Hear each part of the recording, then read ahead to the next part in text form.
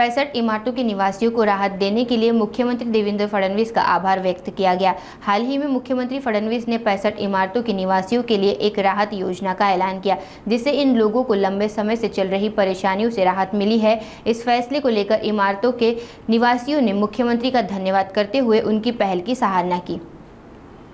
आज विधानसभेमध्ये महाराष्ट्राचे मुख्यमंत्री देवेंद्र फडणवीस यांनी डोंबिवलीतील 65 इमारतींसंदर्भात आज वक्तव्य केलेलं आहे।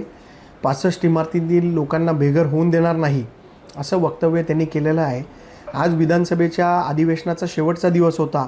या शेवटच्या दिवशी का होईना पण आज डोंबिवलीतील 65 इमारतींना दिलासा मिळालेला आहे।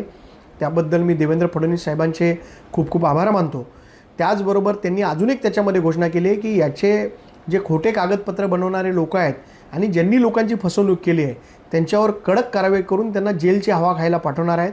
पुढचं अधिवेशन यायच्या आधी देवेंद्र फडणवीस साहेब ह्या सर्व लोकांना ज्यांनी लोकांची फसवणूक केली आहे यांना जेलमध्ये टाकतील अशी अपेक्षा आम्हाला देवेंद्र फडणवीस साहेबांकडून आहे।